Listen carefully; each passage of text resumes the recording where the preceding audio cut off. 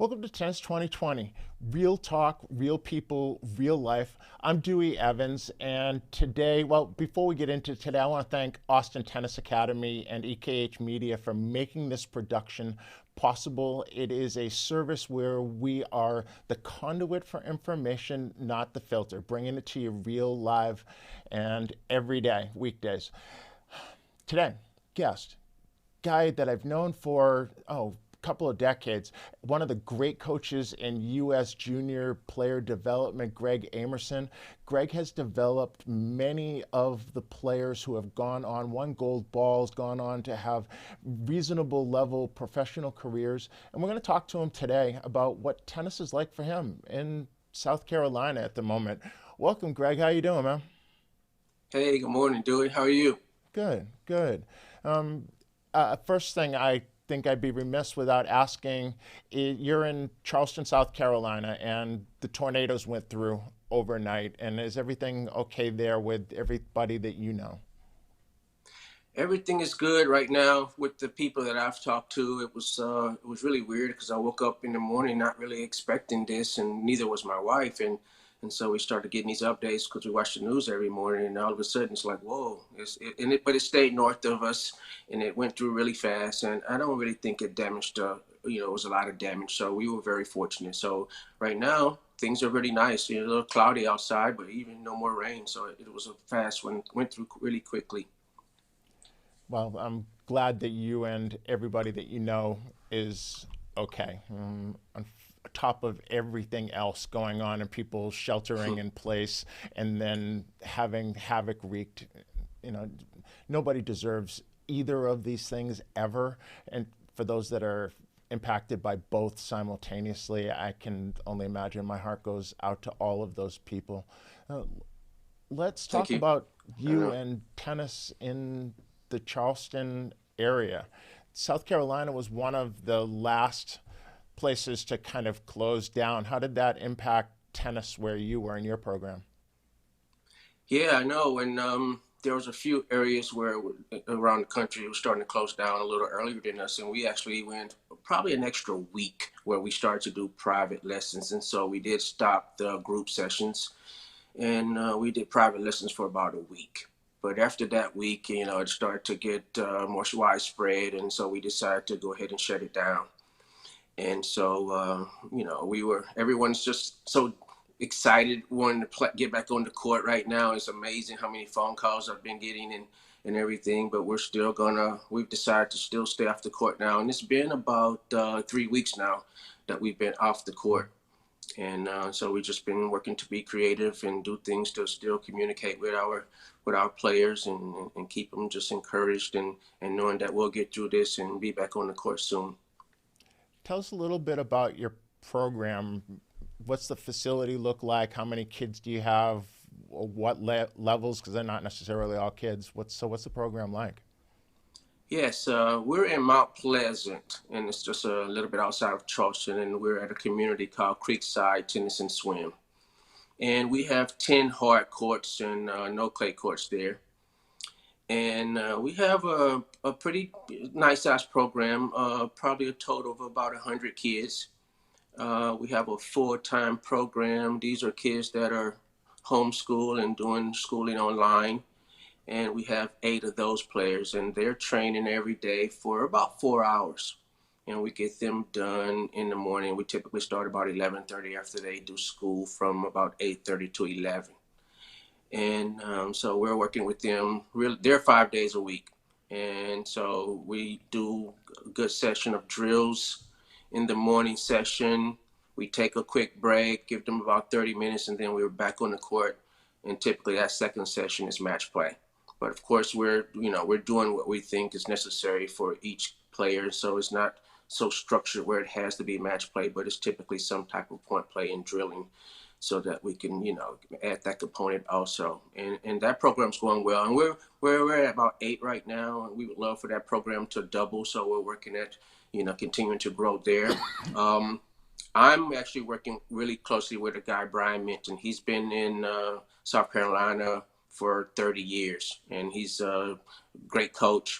and we see things so much alike, and so it's really easy to work with him, and we're having a great time. And so after we're done with our full-time program, we'll do a 30-minute private session between 3:30 and 4, and then from 4 to 6 we're doing our after school program, and then there I'm responsible for the what we call the after school HP program, and these are kids that are playing tournaments locally and through the southern region, and there's about 30 kids in that program.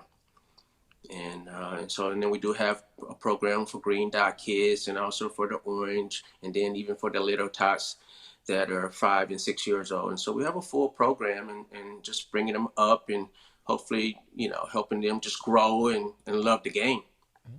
So it's a full service junior academy type program, which you very well may find in many communities, not dissimilar to what we have at Austin Tennis Academy, or programs that I've been involved with in other cities. And how have you found Yes. it's relating, keeping people involved? What kinds of things are you doing to continue the spirit of community within your program? Good question. We were the first couple of days, we really didn't do much. And then, towards the end of that first week, we started to send just messages out. We would do a video and about, let's say, stances, and helping the kids, because we discuss these kind of things. We're really big on coaching and teaching. And so we sent a video out about stances, and we would quiz them on which stances and this player was hitting. So we would send videos out, and then they would have to respond by saying they were in whichever stance, whether there was an open stance, whether there was a neutral stance, or whether there was a semi-open stance. And so we would do that and wait for the responses, and then we would discuss it. And then the following week we would do another stroke, and talk about the positions that the records go through. We have 5 points that we take kids through, 1 through 5, and so we would quiz them on that and wait for their responses, and then have a group text and discuss that. And recently, Roger Federer did a volley challenge against a wall for 200. He did 200 hits in 1 minute, and so we actually sent that out to the kids, and then we challenged, and we actually had the coaches involved too. And so I think I had 128 volleys against the wall in a minute, and one of our coaches won with a 168. But the kids got involved with that. So we're just trying to do creative things to keep us connected and to keep them thinking about tennis and having it on their mind. And so it's been a challenge, but also fun at the same time, because we're still staying connected with them. But I tell you, they are so ready to get back on the court. It's unbelievable. So, and that's a good thing overall, if you know what I mean. Yeah, I suspect that it's showing them how much they actually love the game when it's been taken away from them, and they're realizing. I think we've all found that with players that are injured, they're ready to get back, and they didn't realize how much they missed it. But this is having that group Right. effect that I miss tennis, I miss my friends, I miss all of the things around it. You Right. said that you send out a video and that you're getting responses. And I heard you say something about a group text. Is that the major platform that you're using for these group discussions? Is text, WhatsApp, or kind of what are the platforms that you're using most? Yes, we've mostly been doing text messages, and I recently was just kind of talking with a couple of coaches, and maybe thinking about doing a Zoom session, maybe, and get a chance to kind of see the kids and do a group session that way. But we've been using just really text messages, putting videos on the through text, and we've been doing it that way right now. Yes. That's interesting because I don't know of anyone that has been sending the videos out via text and then having that group text be the way that people are replying, where everybody's seeing each other's. And so that's a pretty good way to use that, different than what I've seen. Um, when you went into this, how long were you anticipating that you were probably going to be having to work remotely, or be off the court? Did you had you had any thoughts on that? Well, really just watching the news a whole bunch and communicating with the team, but we just really didn't know, and we still don't know when we may return. And I was hoping it was going to be something for a couple of weeks. Initially, we were thinking maybe that first 14, 15 days. But as we now have seen now, it's going to be longer because it's already been longer. We're now in the third week now, and so what we are really really hoping for is to get back on the court in May. But our actually the club actually shut down where we are not allowing anyone even to come to the courts now until after April 15th for sure. And I'm sure that may even get set back. Because initially, when we stopped coaching and even stopped doing the private lessons, a lot of the kids were still going over to the club because they just want to hit, and but we thought that we should be a little more responsible and practice a little more safety with keeping the distance and go ahead and stay in quarantine. And so we had to take our nets down just to get people to stop coming out there. So, in a way, it's kind of funny, but I mean, it's encouraging. They really want to be out there. So going back as things open back up, I suspect initially it will look like it did as you close down, right? So maybe private lessons start first and then group lessons, or have you thought at all about what that will look like? Because it could happen any day. Here in Texas, the governor's going to issue some executive order today, which may allow tennis clubs to open back up, and or it may not. It may be something that's pushed out further. We don't know. But if you thought at all about what that reopening will look like. Yeah, we're gonna still wait to hear from the leaders of the area, from the mayor, and some of his help and some of the people that work with him. But I anticipate we will likely start with privates first and keeping it pretty small, which will still get us out there on the court and our staff a chance to make a living, if you know what I mean. And so even to be able to do that, we will still feel very fortunate. And so hopefully we'll start there and then we'll see how things go and then start back groups a little bit after. But we're just gonna first listen to the leaders in the area and then we'll decide what we would do after that. I've thought a lot about the coaches needing to be able to earn a living, how that goes about, and being able to do private lessons, and maybe parents shifting some of the resources from what they were putting into groups so the kids could maybe get an additional private lesson a week, or a couple of extra ones a month. But then that still leaves them very short on hours on the court, right? If you're trying to do 15 hours a week, and you were out of that 15 hours a week were 2 hours of private or semi-private instruction, and then you double that, so now we're at 4 hours a week. We're still 11 hours short of what they were hoping to get. How do you fill that gap during this time?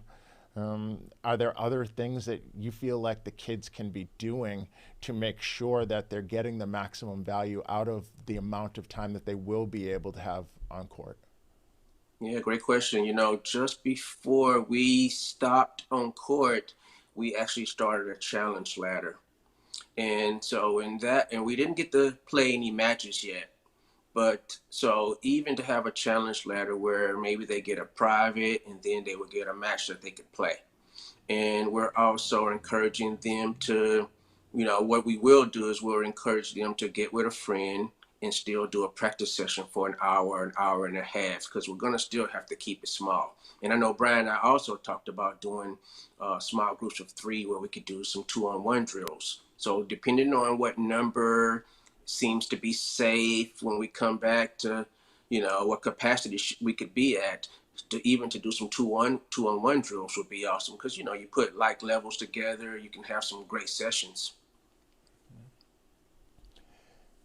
Bigger picture, because you're working with kids that are training full time, so you have 8 of them. Obviously, they want to compete, and competition was the very first thing that got stopped. So Indian Wells pulled the plug almost immediately after the whole Challenger circuit went down. Then the USTA, all competition, adult leagues junior tournaments, all of those things.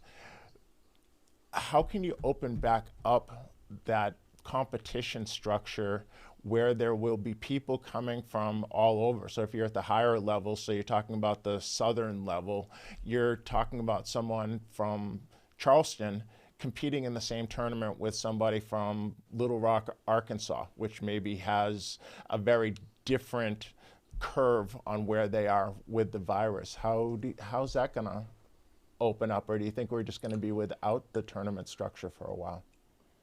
Good question.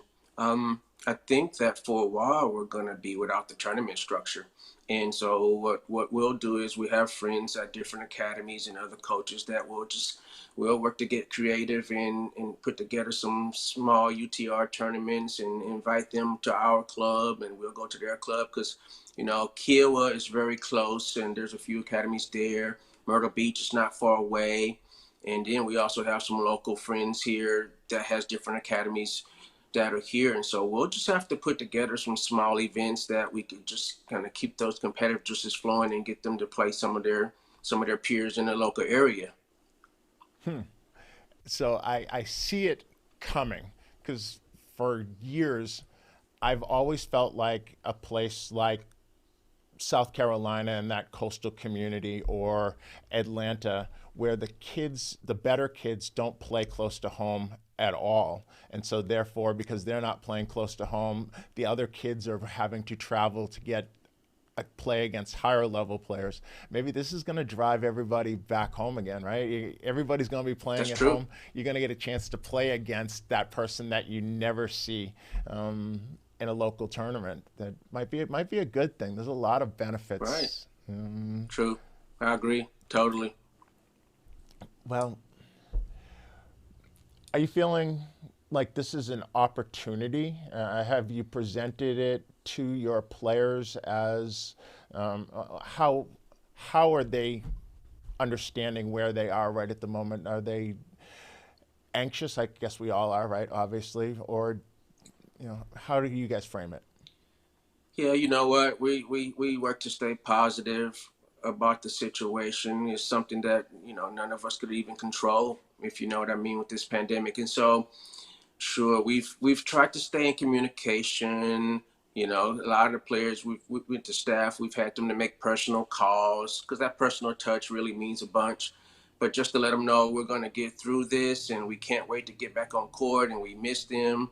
We, encourage them to kind of still get out and hit balls. But I think everyone's just so anxious to get back out there, to be honest with you. They've really been missing hitting balls. And so we framed it in a positive manner, and we're going to get through this, and we're going to get back out there soon. And so we've just kind of kept it that way with that mindset. You're doing what I've heard from the coaches that I've spoken with who seem to have the greatest success, in that you care about the players first and you're communicating that first and foremost, that we want you as the person to stay connected to us because we also get, as coaches, get value from those interactions. Um, how do you think this will do in terms of your community, meaning your tennis program and the community around it? Do you see coming back out of this as a strengthening, and how so? For sure. To be honest with you, I think it's a great opportunity for growth. I think there's going to be so much excitement to get back on the court. You know, this is a great opportunity for us to encourage the players that are already training with us to maybe invite a friend out who has been interested in playing. And it's a great opportunity for growth, to be honest with you, because I think everyone's going to be just so excited to get back out there, and we should definitely take advantage of this opportunity that's going to come. Well, thank you, Greg. This has been a good conversation. Another program adhering to the social distancing and the guidelines, which are going to help make us all safe and hopefully be able to come back at this full speed sooner rather than later. I appreciate your time, Greg. Hey, thank you for having me. This was a lot of fun, and I hope that things are going great there in Austin. We are really good friends, and obviously you are a great coach, and you're doing so many great things, and you've done so many great things, and I'm excited about continuing to communicate with you and keep Texas growing over there. We're trying. We're trying. At the moment, I am just trying to find ways to get good information from people like you out to large numbers of people, let people know of the great solutions that are being put in place by people like you, let people know that they're not alone, and try to get through this in a time when we all feel kind of isolated. And even though I do this, so I talk to people more than probably many people, I still feel kind of weird, and it actually feels Right. weird being out walking about. We have a little walking trail, and we walk about 3 miles a day, either once or twice, so maybe as much as 5 or 6 miles a day. And Good for exercise. some Yeah. people, you pass them, and it is a wave. Very rarely is it spoken because people are worried about breathing out towards other Right. people or other people breathing toward them. And in many cases, it's a get close to somebody, and if they're coming by this way, it's a turn away and shy away so that you're not breathing their air. It's just kind of it's weird when we're all longing for contact and we actually contact somebody and it's like, oh no, I don't actually want to contact somebody. It's, Right. Right. it's It's been it's tough. I've yeah. and I'm guilty of. I've worked 7 days a week for years, sort of. Very few days off, just because when you have passion for what you're doing. And the first week was it was nice to really go. Whoa, I have a whole week off, and but after that first week, then I wanted to get back on it again. That was a long enough time, and so yeah, this is it's been challenging, but we're gonna get through it. We are, and we're going to get through it together. This has been Yes. another episode of Tennis 2020, where we are the conduit, not the filter for information. Thank you for being here today with us. Remember, wash your hands, don't touch your face. Remember, habits are started in an instant. What takes time is to make them rock solid where they don't fall back into what was the old habit. Be well. We'll talk to you soon.